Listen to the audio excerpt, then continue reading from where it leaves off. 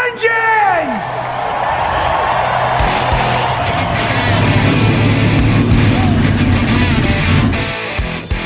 Hit the pace car! What for? Because you hit every other damn thing out there. I want you to be perfect. When I'm driving, I got a guy on the radio who talks to me. You see him, but he talks to me. Well, I wanna be a race car driver. Pretty girls eating from my hand, yeah. Wanna live a life of fun and danger. No sweating working for the man, alright. Well, I wanna be a firefighter. Cool-headed when the heat is on, yeah. Save my baby from the burning building. Take her home and put the sleepless on, alright. No, he didn't slam you, he didn't bump you, he didn't nudge you. He rubbed you. And rubbing, son, is racing. Good evening, race fans. Welcome to the Hoobazoo Radio Network, and welcome to the Drafting the Circuits program. My name is Frank Santoroski. I'll be your host for the next hour. Joining me in the studio, Mr. Richard Youden, Mr. Seth Eggert. What's going on, fellas? Doing good. Real good, thank you. All right, big weekend. All three major series in action, as well as a lot of junior series as well. We had the Indycars were in Toronto with a dominant win by Simon Pagenaud. Dominant weekend all around. Almost looked like it was going to be a close finish at the end there, but we'll get into that a little bit later. A real close finish in NASCAR there. It's not often we get to see Kyle Busch and Kurt Busch go head-to-head with one another, and it's also not that often that we see Kurt Busch come out on top, but that's exactly what happened in Kentucky, and we'll talk about that in a bit. But let's start off with the British Grand Prix, where Lewis Hamilton took his record 6th win in the event, the hometown guy. Richard? Yeah. British Grand Prix. That's your home Grand Prix as well. Speaking of the hometown boys, so why don't you take us through the British Grand Prix? You know, I know we had another predictable outcome with a Hamilton win, but there was a lot of interesting stuff in between. There was, yeah. It was a fascinating weekend, really. Again, as we saw coming off the back of the race in Austria, you know, one of these old school tracks produced, an entertaining and exciting race. Certainly something for the senior management within the sport to take note of, I hope.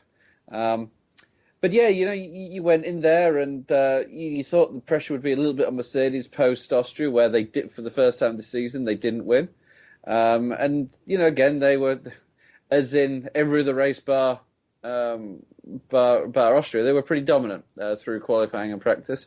And you expected that. It was the sort of track with the fast-flowing aero, fast-flowing corners will suit their aero and their balance on the car pretty well. They look good.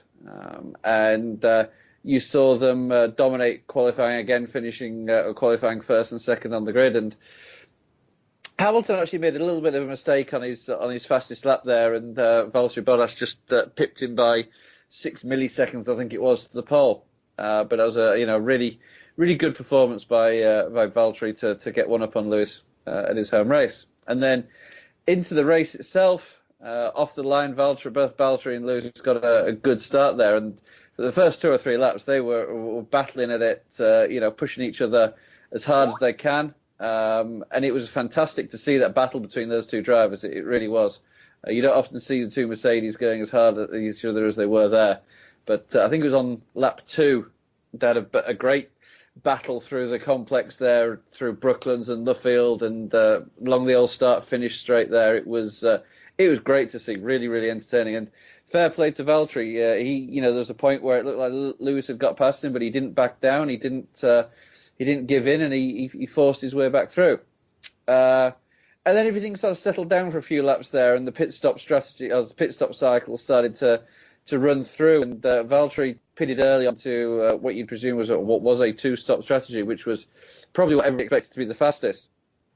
And Hamilton stayed out just a few laps longer there, still expecting him to go onto the 2-stop strategy. You just expected him to try for the undercut on the pitting a little bit later, and that wasn't really working. Valtteri was starting to put some quick lap times in, which had sort of taken that out of play, and then Giovinazzi in the Alfa Romeo span going into the final corner and beached it in the gravel trap there, and for some reason, they're called a full safety car, which I think was a little bit unnecessary. I thought they could have got away with the virtual safety car there, but they're called the full safety car. We don't see the full safety car that often in Formula One anymore, so they get the virtual one. So I thought that was an interesting call myself. Yeah, my understanding of the rule, now I could very well be mistaken here, is that a full safety car is called when marshals will be on the track or equipment will be on the track. Now, in this instance, it wasn't. They didn't need to cross the track. Marshals didn't need to go onto the track to remove Giovinazzi's car from the gravel trap. So I thought it was a little bit unusual. However, they made the call, and they made the call. So at that point, Hamilton pitted for the hard tyre and turned it from a two-stop to a one-stop strategy and went to the end of the race. And there's no way that Bottas was going to get past it. Unfortunately, it happened to everybody there. Anybody that made that early sort of call to stop early were caught out by that safety car, which I'm not going to say spoilt the race, but it certainly, denied us of a fantastic battle, because I think Valtteri had the edge on him there. But that is what it is. It goes around, comes around. This is how many wins for Lewis now? 82, something like that. Yeah. If he carries on, he will beat Schumacher's record quite comfortably, I feel. We've mentioned that a few times. So now behind the Mercedes. Yeah, let's talk about Vettel. Once again, a lot of social media comments about calling for Vettel's head again. Well, so go ahead and describe what happened. He made a mistake. He was battling with Max Verstappen, and Max Verstappen, made a good pass on him, and Vettel sort of tucked in behind him, going into, I think it was the Vale corner, and I mean, fair play to Max. Oh, sorry, to Valtteri. He turned around and held his hands up and said he made a mistake, and he hit the back of Verstappen, which basically ruined both the drivers' races. Vettel dropped to the back of the field, and then after that had to change his nose. So I think he was almost a lap down, and then he got a 10-second time penalty. So yeah, it wasn't young Sebastian's finest hour out there at the weekend. And Vettel, Verstappen, I think finished fifth. I think it was in the end, and he was actually beaten for the first time, I think this season, or first time in a long time, by Pierre Gasly. Now, it was admittedly assisted by the fact that he was punted off the track by Vettel there. But, Gasly, for as much criticism as has come under the last few weeks and months, and quite rightly at times, he was good. He drove really, really well. And, he certainly improved from what we'd seen in the last few races. So, good. I mean, is there anything going on with the different engineer? It seems like something like a light bulb has come on. Like he's figured out, all of a sudden, because he was, qualifying, 10, 12 positions behind Max, and now suddenly he's right out there, kind of holding pace with them a little slower, but suddenly Red Bull car will be ahead of the other ones. Oh yeah, who knows what's gone on within the team, but it's certainly been a positive reaction by him, and hopefully that'll continue. But yeah, no, it was pretty impressive. The two Haas cars decided to increase Gunther Steiner's blood pressure a little bit.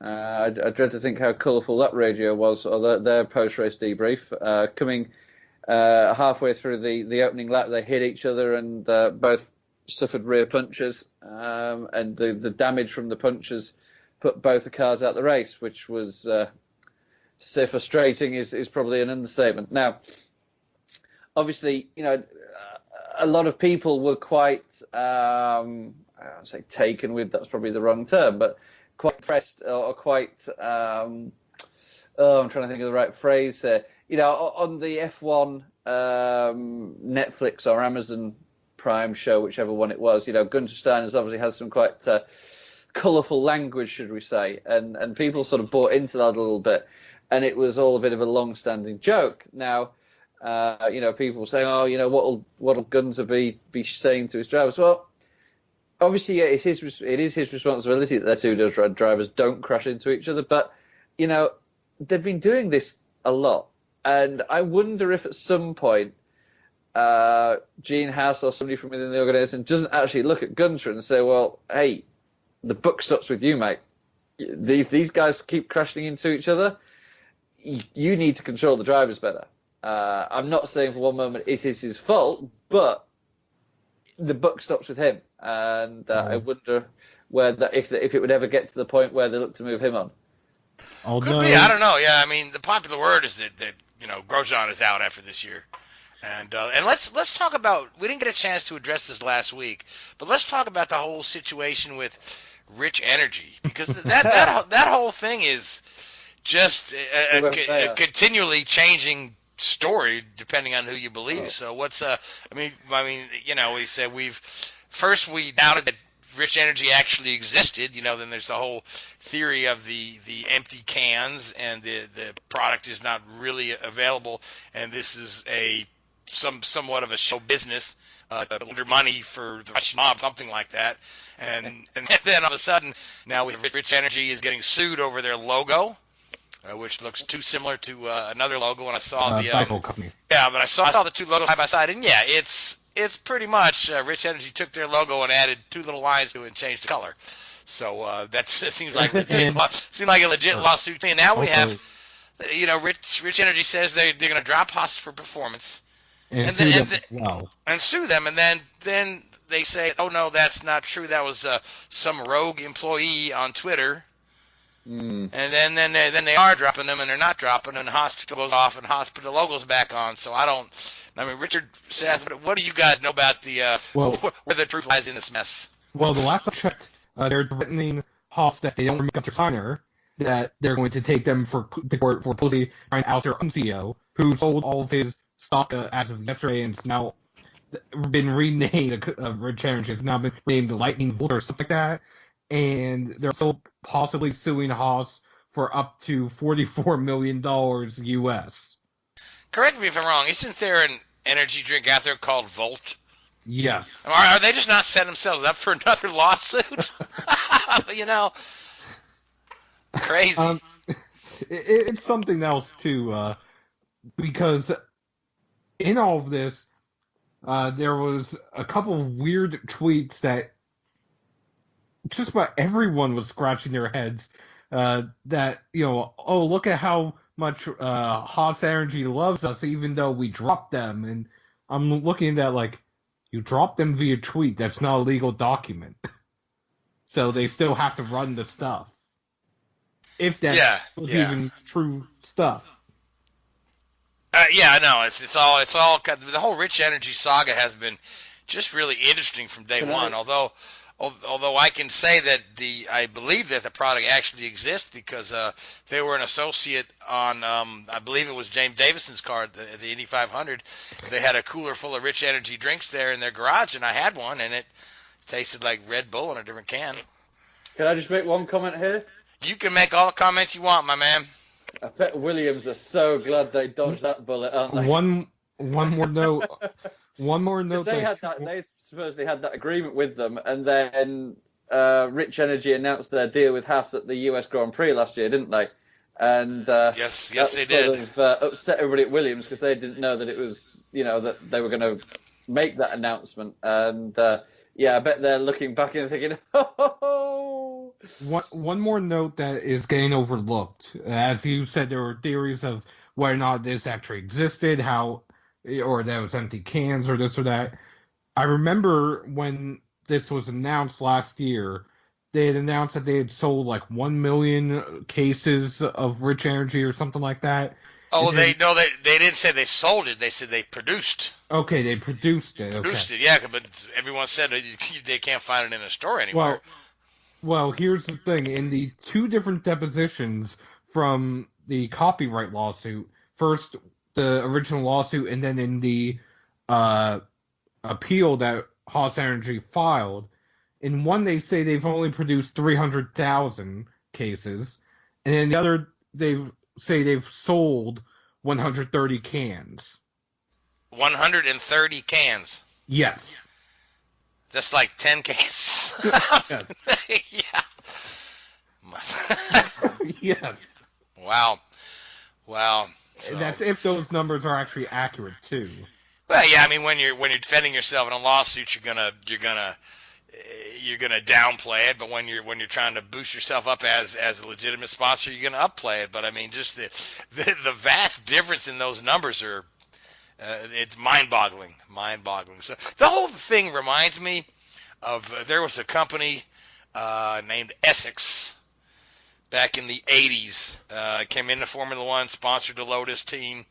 Also was a sponsor of Mario on the Penske team in the IndyCar series, and that guy turned out to be a whole shadow company, and he was a charlatan and whatnot. So, and I just wonder what Rich Energy's real motivation is. Like I say, there's been all kind of theories that it's it's not a legit company, and it's more of a money laundering business. So we'll see. We'll see how it all plays out. Then there's another rumor floating that, Grosjean's going to be out at Haas, and they're going to pick up Robert Kubica because Robert can bring some sponsorship to the team, which Haas would desperately need now. So, but I don't know how much truth there is to that. I mean, their drivers are struggling now, and Kubica's not been setting the world on fire. Much as I like the guy, and much as I like the story of his struggle and his return, he really hasn't brought the goods. And mind you, the Williams car is, a struggle in itself, but compared to his teammate there, he's just way off. So, Richard, you heard anything on that, or is that just idle talk? I think that's idle talk, right? I think there was a load of other rumours going around in the same sort of breath that Williams were going to swap engine suppliers with McLaren, and McLaren take the Mercedes deal and Williams take the Renault deal. As far as I'm aware, Williams are on the verge of signing a new contract with Mercedes to keep the Mercedes engine power going forward. I imagine that would also coincide with Williams keeping George Russell and getting a pick of the young Williams drivers. So yeah, I think you could see. Next year, could you see, Russell and Ocon there? Who knows? Who knows, yes. Now, who was third? Was it Leclerc, third place? Yes. Okay, all right. So good drive. Overall, it's pretty impressive with him and Max. They went toe-to-toe, and he didn't, Leclerc took no prisoners post Austria. I think he wanted Max to know that he's no pushover, let's put it that way. Yeah, I mean those two guys are going to be the next two big stars of the series. No doubt in my mind. It's going to be so good. They're going to be. I don't know if they're going to be the next Prost and Senna, but they certainly are going to be really fun to watch. Both those guys are extremely talented, extremely aggressive, and just quick. Yep. So it's all good stuff. So where are we off to next? We got one more race before the break. Is that correct? I think we've got two. I think we've got Germany and Hungary. I think. That would be correct. There we go. Germany this coming weekend, or do we have a week off? 2 weeks, yes. Okay, so we have a week off, so we can have a week to think about picks for Germany. We have a week to pick Lewis Hamilton. So, pretty much, yeah. But so the IndyCars were in Toronto, and other than Simon leading the bulk of the laps, it was a pretty good race behind it there. But the thing that stuck out to me was Will Power, and there's been a lot of talk about this week. He was off the pace in practice. He was off the pace in qualifying. Both of his teammates are up there in the top six. So he went ahead and adopted Simon's setup and found it to be even worse for him. And then he made a really stupid mistake on the opening lap, trying to go 3 wide into the corner, and took out about 6 other cars. Caused a full course yellow, and then he just really struggled the rest of the race, and then stuffed it in the tire barrier on the final lap, and just to see Will just looking dejected and lost after that race. Great, and to listen to his comments, I'm like, it's like, what has happened? Usually, Will's a threat every weekend. I don't know if it was just an off weekend. Not only that, but he was a lap down when he crashed as well. And not even just one lap down. He was at the tail end of one lap down. So he ended up only getting credited with completing 83 laps instead of 84 as well, which, I mean, I don't remember the last time Will Power was that far off the pace, at least besides crash damage. Yeah, well, he lost a lap on the opening incident. So True. it's tough to make up a lap. We didn't have a lengthy full course caution during the race. But I but forgot he interesting lost a lap on the first on the opening incident. Yeah, so that put him behind. Again, another interesting thing coming out. The Sage Karam was brought in to take that spots at the Carlin team that was for Pato Award. Pato's off to run Formula 2, so Sage Karam is, cooked up, brought a sponsor on board. It's I can't think of the name of it, but it's a company that provides storage solutions. Smart Shop self-storage. That sounds right. Yeah, they have pretty colors, nice car. Sage, the Carlin car isn't the best. Sage is a little rusty on road courses, but he qualified last or next to last. But he kept the car off the wall all day, did a decent job. Moved up a couple spots due to attrition. But overall, Carlin was pretty pleased with it, and they're bringing him back for Iowa. And then in the other Carlin car at Iowa, in the ride that would have been Chilton's, except Chilton doesn't like to do ovals anymore, we're going to have Connor Daly. So we'll have an All-American Carlin lineup coming up next weekend at Iowa, and these are two drivers that both have just been part-time for a variety of reasons, but they're two drivers that are really fan favorites. A lot of folks like both these drivers, so that's going to be pretty exciting to see both those guys in the car there. So, and then let's talk about Simon Pagenaud, Scott Dixon, and Rossi tightening up the points battle here. And Newgarden's still ahead by, I think, just 4 points now because Rossi finished a position ahead of him. Scott Dixon was wonderful in the race. He was catching Simon at a remarkable clip late in the race when they come up on lap traffic, and it almost looked like Scott was going to get him before that last caution, although I think that Simon was close enough to the checkers that he wouldn't have caught him anyway with or without the caution. But it's going to be a strong championship battle between Newgarden, Rossi, and Simon Pagenaud in the mix now, and Dixon. Now, we could just about say that probably Power and Sato are just about eliminated from the championship. They're not mathematically eliminated, but they are pretty far back now. Sato had a miserable day where his car exploded. I've never seen a Honda engine just blow up like that. The whole car was engulfed in flames, and poor old Sato was lucky to get out of there. So he said, I think we had an engine problem, in his nice, cool, calm voice. But speaking of Sato being cool and calm, another interesting story from the weekend was Sato and Sebastian Bourdais getting in a little bit of a shoving match after third practice session, which was really out of character. And even after the fact, Sato said, I don't even know what that was about. I don't even know why I was so mad.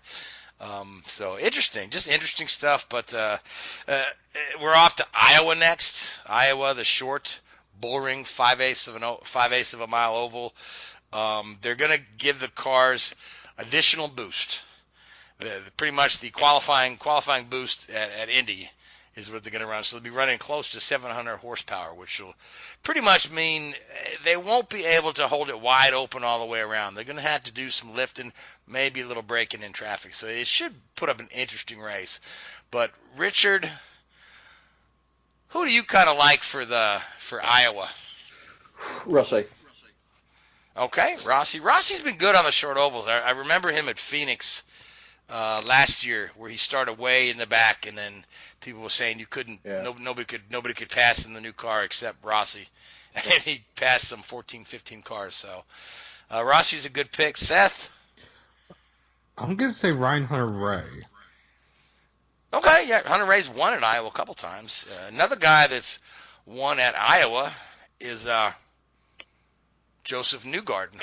He had a very dominating performance. I don't know if you recall the one where it was after the Texas accident where he broke his wrist. He had a dominating win at Iowa, driving with a broken wrist. So I'm gonna pick Joseph And then I'm going to turn my attention to some more silly season rumors. And the whole IndyCar silly season revolves around Rossi. And everybody wants to put Rossi in a Penske car. And, of course, with Will Power having these troubles, everybody suddenly wants Will Power out of a Penske car. I personally don't see Will being shown the door at Penske. Certainly not. He's still I mean, if you think about it, the dude has won 31 races since 2010. 31 races this decade. He's won more IndyCar races than any other Penske driver. You know, the only Penske drivers with more wins than Will Power are Mark Donohue, who drove in a couple different series, and Brad Keselowski, who obviously NASCAR has a longer schedule, plus he supplements with Xfinity. So, but as far as IndyCar drivers, Will Power is the winningest Penske IndyCar driver in the team's history. I can't see them, letting him go after having a couple of off races. So, but again, there's still talk that Penske will expand to 4 cars. Andretti and Honda are quite confident that they are going to be able to retain Rossi. But here's the interesting wrinkle that came out this weekend. Evidently, Schmidt-Peterson Racing, an Arrow racing team, has made a substantial offer to Alexander Rossi for his services next year, which makes me wonder who they're looking to get rid of. Obviously, they like Hinchcliffe, but and I like Hinchcliffe too quite a bit. But the simple fact is the guy's been with the team, 5 years, and won exactly 2 races, I believe, maybe 3. So I don't know if Hinch would be on the outs. Or my other thought is that Ericsson's just on a 1-year contract because he is still retaining that Alfa Romeo test driving. Yeah. So maybe Ericsson's just on a 1-year contract and they're looking for somebody to just kind of really get in there. But of the available offers to Rossi, I would say the Arrow Schmidt-Peterson one is likelihood of happening is quite low. Just my thought, but when they say substantial amount, I don't know what that is. I don't know what's substantial from the Arrow team compared to what Penske or Andretti could probably offer him. So, but Rossi is not going to say anything, even though he's asked every week, has he made a decision yet? He'll tell you, not yet. I'll let you know by the end of the year. So, and he doesn't mean the end of the season. He means the end of the year. So expect an announcement around Christmas, or this fall for sure. So, but on to Iowa, tight championship battle, and so Seth, the Cup Series was in Kentucky. The last couple races at Kentucky have been a little bit of a snoozer. Well, last year was a definite snoozer. This race was pretty good. I mean, they put the that adhesion stuff on the PJ1, the glue. They put the glue on the track, and then it seemed to spice up the racing along with the package. Now, there's folks like, I don't know if you ever read Matt Weaver, who writes for Auto Week, and his whole thought process on what NASCAR's doing with the PJ1 and the different downforce packages is that they're creating artificial excitement. Well, and Sure. Whoa. If I may. The PJ1 specifically, that I want to say that's not NASCAR's decision. Granted, NASCAR has to give consent, but that is SMI's decision, not NASCAR. Okay, but overall, okay, and some of the drivers are on board with this. It's not real racing; it's manufactured excitement or manufactured entertainment. And even some folks in NASCAR will tell you the entertainment factor trumps any kind of driving stuff. Would you agree, disagree with that? I mean, auto racing at the end of the day is a show.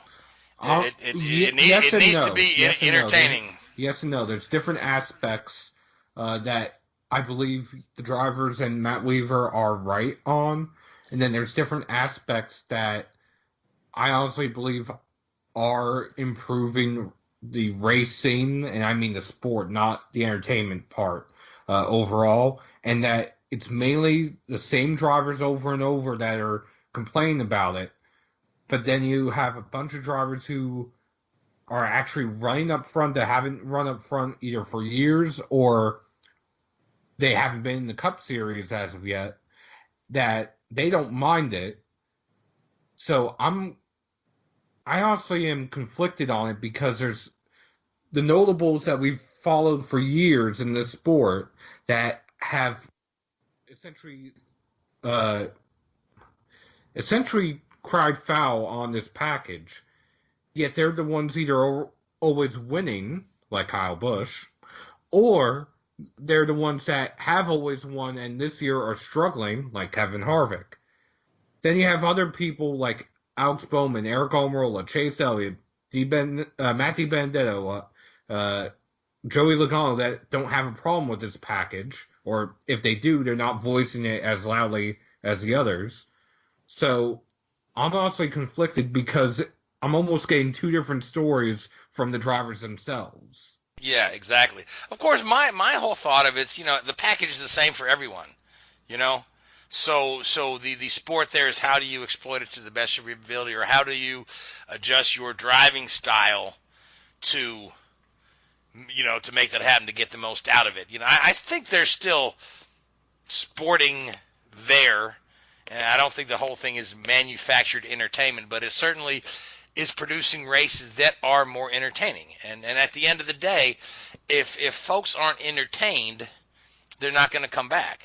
We already have attendance and television issues in American motorsport, IndyCar and NASCAR. It's not exclusive to one or the other. So on the bright side, Fox released their overall ratings for NASCAR, specifically the Cup Series, for their half of the season, and it's up 3% from last year. It's up from also the year before that as well.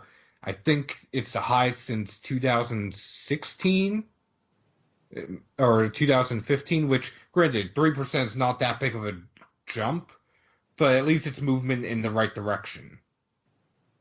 I'm sorry, Seth. I missed the end of your comment there, but I really agree with what you're trying to say there. Now, Richard, what are your thoughts on this? The viewership and the manipulating the races. Yep. I mean, yeah, as you say, it's an entertainment. It's an entertainment industry, and you've got to entertain. Some of the Cup races we've had recently just don't cut it. But you still got to have this sort of purity aspect of it, haven't you? You can't you can't pull the wool over the spectators' eyes for long enough. You do get the certain contingent of NASCAR fans that will turn up and watch the race no matter what. But then that's a very small number. The numbers have been declining, so you've got to do something to get people into the stands and to get people. I mean, to a certain extent, I would go as far as to say the most important thing is getting people into the stands. If you get people into the stands, then the TV viewership will come, because they're the people that are watching at home and on the weekend when they're not at the track. Well, that's exactly what NASCAR's trying to do. A lot of what they've put into this package is based on feedback from their fan council, which, granted, the questions that they ask might, in a sense, be loaded questions, like, do you prefer close racing or winning by 5 seconds or stuff like that? Yeah. But at the same time, they are asking the fans what they want, and they are attempting to give the fans what they want, which in theory would mean that the fans are going to come and sit in the stands. You'd hope so, wouldn't you? But again, I think you have to be a little bit careful with the fan council and all these concepts. And this isn't being disrespectful to anybody, but how should we put this carefully? Do the fans really know what they want? Are they the best judge for what the racing should be like? Yes, you are selling a product to them, but do they know what the good? It's trying not to sound. Well, I have an example for this. The All-Star race last year. The fans at first loved it. They loved how close the racing was and how anyone could win. The fact that, hell, even AJ Allmendinger on an oval almost won the All-Star race. Yeah. That being said, as soon as certain drivers who I know for a fact when they got out of the car, they loved it, and then 2 or 3 days later after the team meeting, they hated it. Yeah. As soon as those drivers started opening their mouths, the fan base flipped on a dime. So, Yep. do the fans really it know is what interesting. they want? I'd say they think they know what they want at times. Exactly. As much as I say it. I think that some aspects of racing have spoiled to current generation, and I'll tell you that pack racing is one of them. A lot of specifically, in the IndyCar series, people were spoiled with Indy 500s with literally hundreds of passes throughout the field when they had the the 2013 package till they went to the different air kits. There were so many passes, and now everybody, Indy 500 is boring. I can't tell you how many times I'm watching a race and looking at the looking at like a live chat or a live tweet or on a bulletin board, and people say, "Oh, this race is boring." Well, even there are 75 passes through the field because the leader has a gap. The race is such, boring. You know what I mean? Mm-hmm. And these are the same people that also talk about the good old days. The good old days of kart. How many kart races were won by more than a lap? You know what I mean? Or how many NASCAR races? NASCAR races. Yeah, Fittipaldi won the Indy 500 by 2 laps in '93. And Rick Mears did the same thing and won by 2 laps at one point in time. One in the 80s. Yeah. 2,000 in the lead lap, 3 cars. Well, I was helping a friend out yesterday who was doing some research. Let's go back to Daytona for a second when Spire Motorsports won. They have 0 manufacturer support, and he was trying to figure out the last time a truly independent team like Spire had won. We had to go back to 1986 when Morgan Shepherd won in Ron Bouchard's car. Prior to that, the most recent example was Jody Ridley at Dover in 1981, a race in which it was a 500-mile race at Dover, imagine that today, that they had to stop scoring twice to let the cars catch up because they were laps down and the leader had blew his engine. Imagine that. Really, the leader blew the engine, so they just had to stop the race till everybody else got back in the lead lap. That is incredible. Twice. Wow. Imagine something. I remember those 500 miles at Dover would be that's an all-day affair right there. Good old days. I remember some of them getting close to 6 hours in length. The old Dover races. But let's talk about the Kentucky race.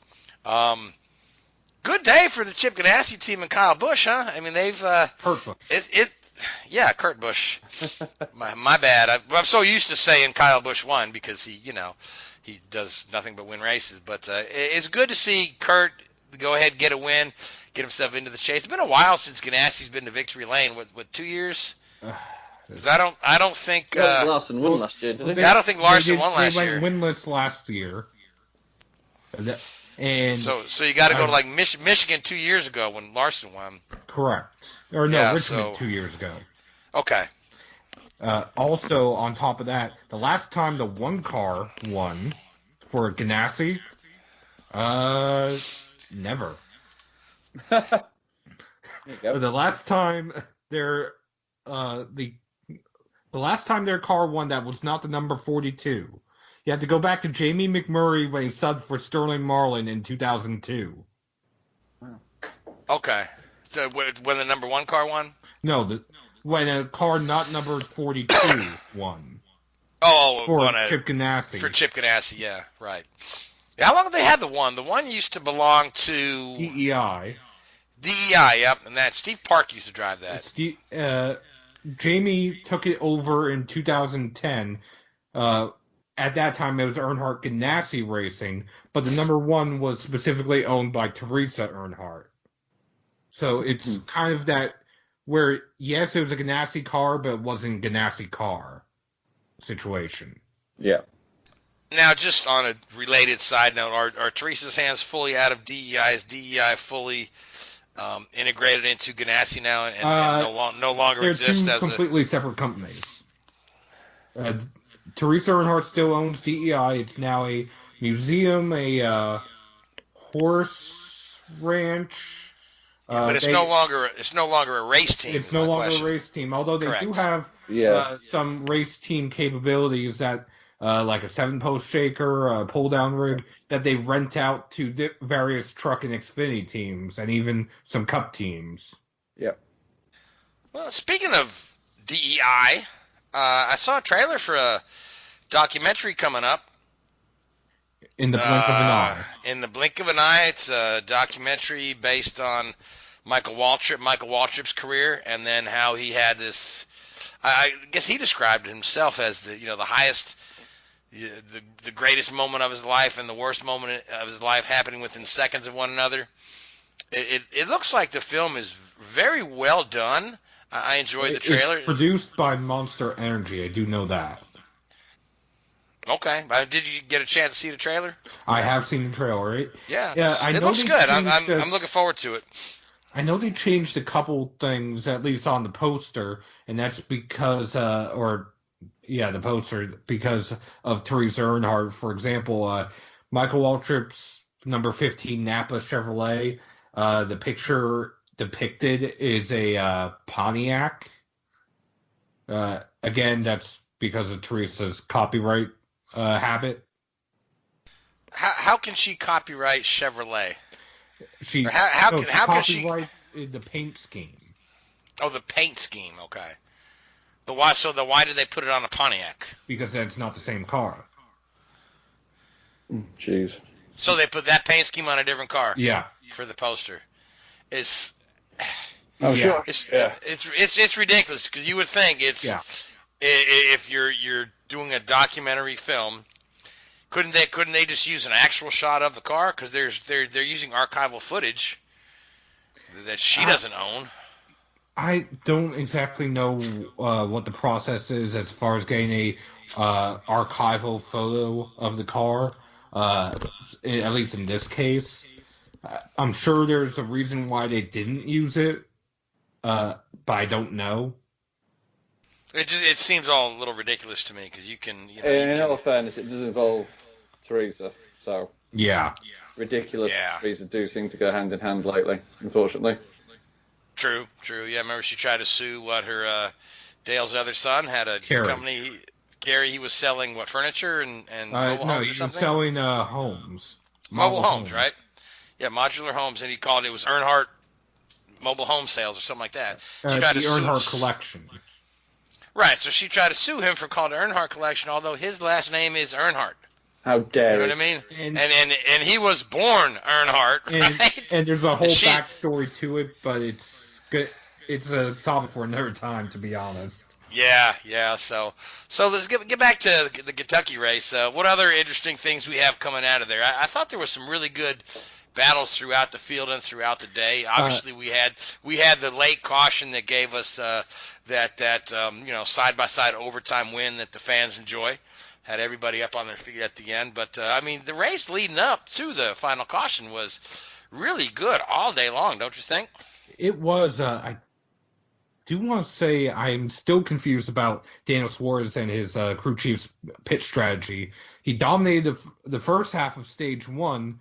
Then when everybody pitted under yellow, the crew chief decided to go with 4 tires. He went from leading to being 17th, didn't even make it back into the top 10, and then got busted for speeding, went a lap down, and somehow rallied to finish inside the top 10. It was just a confusing night for that team. I mean, do you think that they maybe figured everybody was going to go with 4 tires? Barely anyone went with 2 tires, so I highly doubt why they went with 4 tires. There had to be somebody must have thought there was a good idea, and then after, there's a lot of good ideas that turn out not to be good ideas. It's true. True. Otherwise, it was an interesting night overall. Hendrick seemed like they were out to lunch again, but to be fair, Chase Elliott had 2 different issues, a flat tire early, and then on the last restart, he got put up into the wall, which is why he ended up 15th. William Byron seemed like he was going to have a good night until he was penalized for a restart violation for beating Clint Boyer to the line, I want to say. However, I do want to mention the reason why he beat Clint Bowyer to the line, he was being pushed by Eric Almirola, Clint's teammate. To be fair, NASCAR can't judge how someone beats another driver to the end of the restart zone line. But I do want to say kudos to Stuart Haas if they came up with that strategy on the fly. Yeah, it was kind of wild because you don't expect someone to jump the start from the second row. You know what I mean? Yeah. You usually might be the guy up front accelerates quick. So yeah, I thought that whole thing was kind of just really weird. But I mean, whatever, it is what it is. And Eric Almirola, hats off to him if they pulled that off as a pretty sneaky one there. So not Clint Bowyer. Kyle Busch even remarked on the radio that they penalized the wrong guy, that they should have penalized either Bowyer for brake checking the outside line or Almirola for pushing Byron. Yeah. I mean, brake checking is the oldest trick in the book. It goes back to the early days of racing, brake checking the field on a restart. So trucks and Xfinity were in action, and there was an interesting thing with Stuart Friesen. A truck getting confiscated. So, Seth, go ahead and let's talk about the truck getting confiscated and tell us how the team is getting their truck back. Well, Stuart Friesen and his Hallmark Friesen Racing team, when they unloaded for opening inspection, NASCAR saw several things they didn't like. The firewall was too thin, too high. The floorboard was too high. On top of that, the passenger side was bowed out, and the rear bumper was curved. A number of different violations, but the official violation is firewall issue, or at least that's how it was classified. NASCAR confiscated the truck and then put it on display at the track for all of the other teams to come and see. They are not getting any additional penalties. He had to run his backup and start from the rear. He was able to climb up and finish second, in part due to people not managing their fuel mileage. But overall, it will affect the team in the long run because it is an expensive truck. I mean, these trucks, I think, cost $140,000 just to start and park. So it is an expensive investment that they lost. From what I've been told, what they were trying to do is essentially create tunnels under the floorboard that lead to the truck arm for ground effects to make the truck faster, which... Worked well, didn't it? Well, here's the thing. Obviously, someone has been doing it without getting caught, and they just happen to either go too far and got caught, or they tried to do it in a different way and got caught. Ground effects in truck racing. I never Yeah. thought I'd see today. Ground effects in now we're bringing ground effects back to Formula One Supposedly, as well. yeah, for 2006. Supposedly, and yeah, we'll have a little time to talk about that here after we finish up this Stuart Friesen story, because that's a good story as well. Now, I do want to mention real quick, Tyler Ankrum did get the win. He's now locked into the playoffs, as is Ross Chastain, who's now in the top 20 in points. That actually knocked out both of the Kyle Busch Motorsports drivers from the playoffs as of right now, with 3 races left in the regular season. Going back to Stuart Friesen, they will eventually get the truck back. NASCAR took 4 trucks, including the one they confiscated, back to R&D just for a further breakdown. Stuart Friesen's backup truck, the confiscated truck, Tyler Ankrum's race-winning truck, and I want to say it was one of the Ford trucks were all taken back. And this is routine that NASCAR will take trucks back to R&D to just go through them with a fine-tooth comb every now and then, just because they want to get a gauge as to where the competition is and stuff like that. Although Stuart Friesen, his confiscated truck is probably going to be sent back to his team in pieces. As well they should, yeah. So you told me they're even taking the decals off. That's what I was told. I mean, that's But you know what? You break the rules, you pay the price. So it's interesting though, because I was like, we were talking on the pre-show before we went on the air. How can the team makes an investment to buy this, and how can NASCAR just confiscate it? But like Richard explained, just by contract, by rule, once the car is entered for the race and in the race facility, the car is the property of NASCAR, and they can confiscate it. So I find that to be interesting. Is that the same in other forms of racing as well? Do you know, Richard? Typically not, no. Okay. It is in NASCAR, and it is in, I want to say, some other American like grassroots racing, because at some short tracks, it varies from short track to short track and series to series, but at some short tracks, if you can protest the winner and it's found that they have an illegal motor or illegal car, the person who is protesting receives that engine and car. Well, that's interesting. So it varies from essentially series to series, track to track, because each one has their own rule or their own quirk. Not as many have it as there used to be, but there are still some that still employ that, especially in dirt racing. Well, I mean, that'll keep you from cheating, knowing that somebody else can go home with your car Or engine. or engine. Yeah, of course. Then what do you do? You get an illegal engine. You're not going to bring that to the track next week. Exactly. Now, like you said, the Xfinity Series was also in action, and I'll just put it real easy. Cole Custer dominated night. There was nothing to it otherwise. He led 88 laps. Christopher Bell led 72. Those two, they're two of the quote-unquote big three in the Xfinity Series. They dominated the night. Cole Custer ended up on top once the sun went down, although he did fall off the car celebrating, which was a awkward and funny moment in victory lane.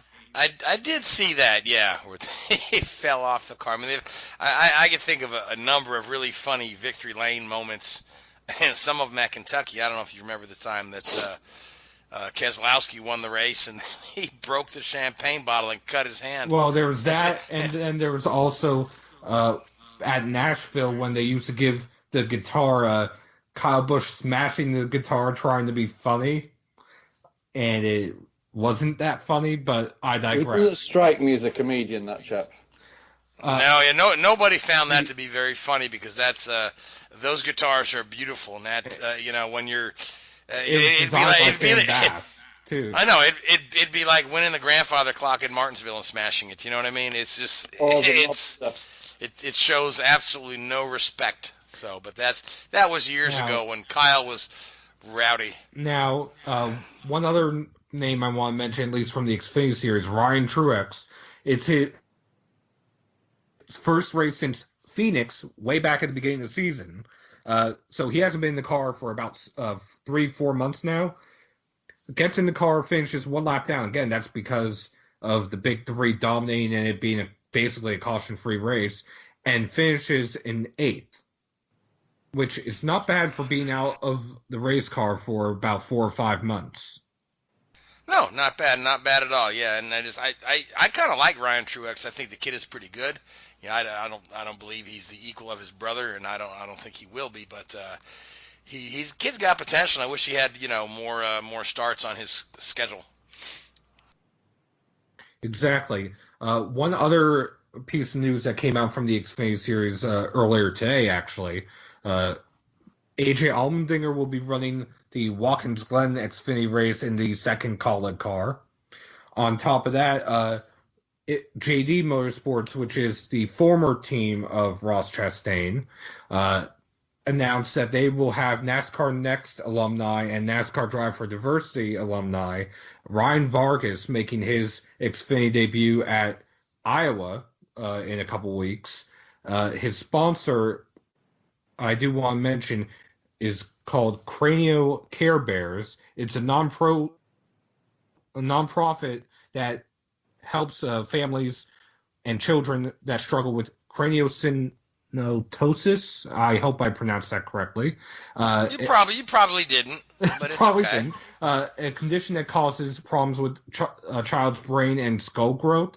And the reason why this hits close to home for Vargas, at 11 months old, he had to undergo surgery to correct problems as a result of that disorder. Okay, well, good stuff. I always like to see the nonprofits getting involved, and because we've seen some of this with some other folks, with Pippa Mann especially over at the Indy 500, where we raise awareness for causes, and there have been other good ones, along the way, racing for kids against drugs. And remember who drove that car? Depending on the series, is either Shauna Robinson or Jeremy Mayfield. Jeremy Mayfield. Yep. I just find that to be ironic. And now we have. But I digress. And now we have the Brakes nonprofit, which is to try to prevent teens from using their cell phone while driving, which also has been on several trucks off and on in the past few years. All right, good stuff. So we're off to New Hampshire next. Is that correct? Yes. New Hampshire, not one of my favorite tracks, but I'm going to go ahead and they what? They will be putting the PJ1 down in 3 of the 4 grooves. Well, we'll see what happens there. My issue with New Hampshire is more of the profile of the track. I can't describe why. I just never have liked that track. It's just, I don't dislike it. It's not one of my favorites. But I'm going to pick Kevin Harvick because this guy is way overdue for a win. And Richard, who do you like for New Hampshire? William Byron. All right, and Seth? I'm going to go with Kevin Harvick. I picked Harvick. Oh, come on. Fine. You have to pick somebody else. Fine. You can have Clint Boyer. No, I'll go with Almirola. All right, there you go. Go with Almirola. So we've got about 4 minutes left, but I do want to get back to the topic of the ground effects, coming back to Formula One. So we've potentially, but I saw a mock-up today of what the car may look like. And it looks, it looks like the 2007 Champ car. Yeah. For lack of, looks like the DP01. The Panos car. So. Yeah, the low nose, going back to a low nose, simplified front wing, blah blah blah, usual sort of stuff there.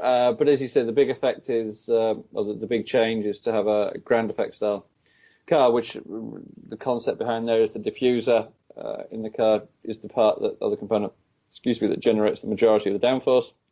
So you're less susceptible to a wake off a car in front, and they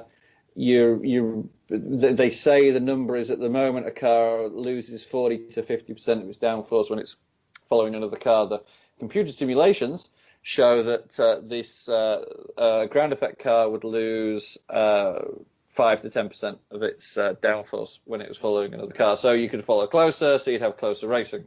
Blah, usual sort of thing we've heard for the last 20 years when they've tried to come up with new regulations in Formula One. Right. Well, everything old is new again because, ground effects were all the rage beginning in 1978. And they certainly work. The only reason they were taken away was for safety. Because Exactly. Yeah, I think it was 83 they mandated the flat bottom. Correct, yeah. And they've not turned back from that, so we've seen more and more top-generated downforce in the cars.